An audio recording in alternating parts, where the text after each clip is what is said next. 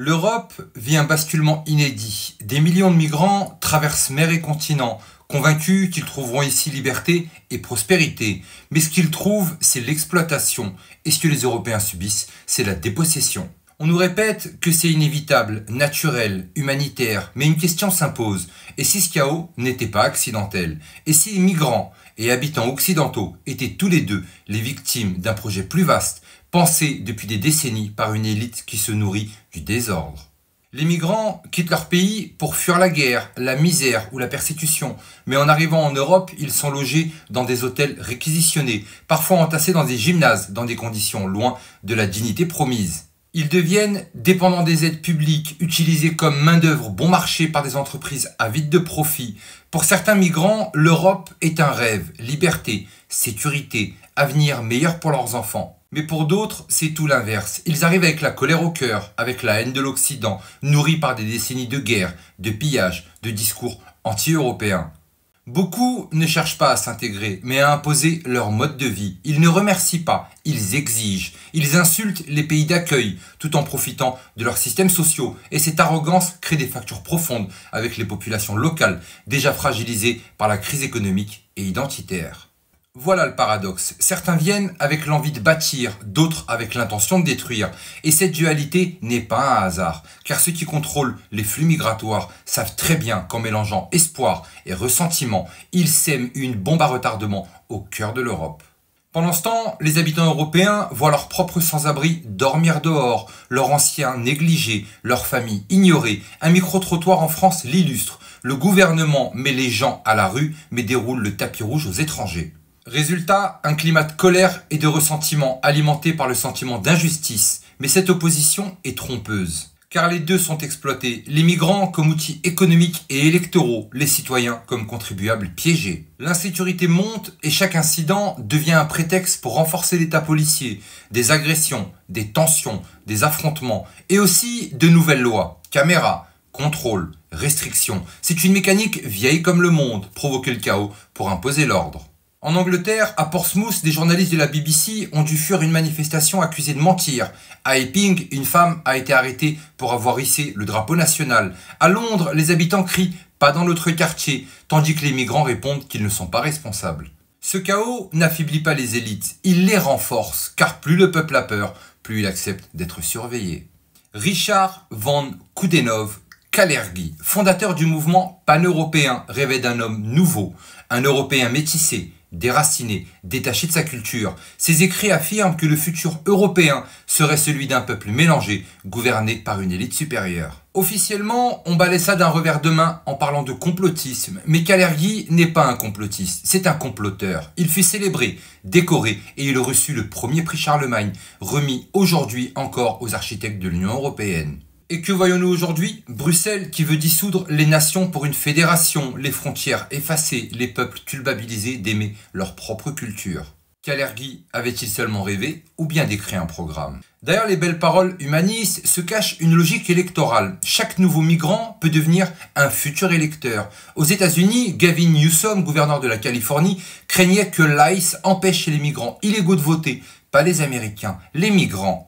En Europe, naturalisation accélérée, droit de vote local, double nationalité, tout est fait pour transformer les flux migratoires en réserve électorale. Elle est là la différence. L'extrême droite explique qu'il n'aime pas les migrants, mais la gauche est plus vicieuse et sournoise. Elle les utilise, elle les manipule. C'est un jeu cynique, utiliser des êtres humains comme bulletin de vote, non pas pour défendre le peuple, mais pour se maintenir au pouvoir.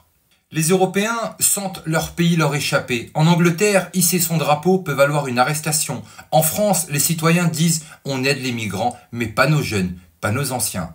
En Allemagne, les tensions explosent et alimentent la montée des partis nationalistes. Et les migrants, eux, se sentent rejetés, criminalisés, abandonnés. C'est un choc identitaire organisé, un peuple dressé contre un autre. Et pendant ce temps, ceux qui organisaient la division se frottent les mains. Pourquoi tant de migration depuis l'Afrique et le Moyen-Orient? Parce que l'Occident a détruit ces régions au nom de la liberté et de la démocratie. En Irak, guerre lancée sous prétexte d'armes et de destruction massive qui n'existaient pas. Résultat, chaos et pétrole accaparé. Libye, bombardée au nom des droits de l'homme, résultat un pays détruit, des trafics d'esclaves, des milliers de migrants jetés à la mer. Syrie, déstabilisée par des interventions étrangères, alimentant un exode massif. Afrique, des guerres par procuration, des coups d'État soutenus en sous-main et des multinationales qui pillent les mines, l'uranium, le coltan.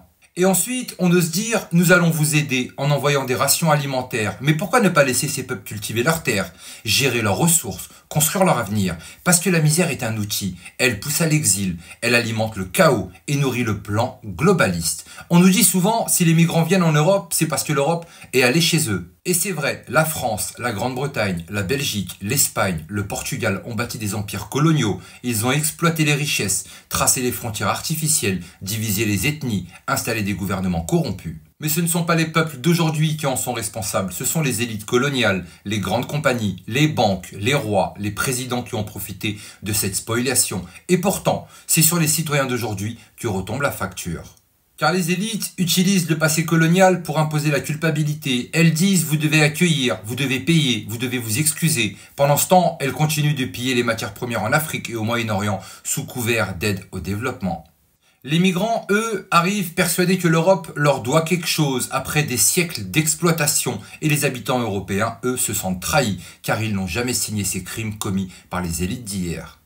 Résultat, un nouveau conflit artificiel entre peuples qui auraient pu coexister, pendant que les vrais coupables restent intouchables, bien à l'abri derrière leurs palais et leurs multinationales.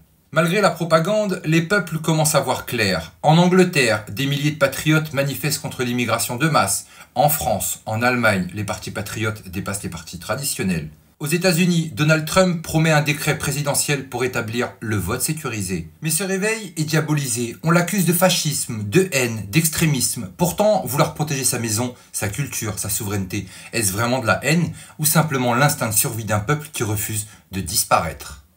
Un pouvoir n'existe que tant qu'il contrôle le récit. Quand vous contrôlez l'information, vous contrôlez la perception. Et quand vous contrôlez la perception, vous contrôlez le peuple. Ils veulent que vous soyez divisés par la religion, par la race, par le sexe, par la politique, par la classe sociale. Divisés, vous êtes faibles. Divisés, vous ne menacez pas leur pouvoir. Alors, ils encouragent des divisions internes et censurent les voix dissidentes. Mais dès que l'information devient libre, transparente, non filtrée, elle devient une arme contre le système. C'est pourquoi les journalistes indépendants sont chassés, censurés, persécutés. C'est pourquoi les plateformes patriotiques sont bannies. Parce que le contrôle du récit, c'est le contrôle du peuple. Migrants et habitants occidentaux ne sont pas ennemis, ils sont les deux faces d'un même piège. L'un sont exploités comme main-d'œuvre et bulletin de vote, l'autre comme contribuable et bouc émissaire. Et pendant que nous nous battons entre nous, les vrais responsables restent invisibles, les élites mondialistes qui tirent profit du chaos et rêvent d'un monde sans peuple ni frontières.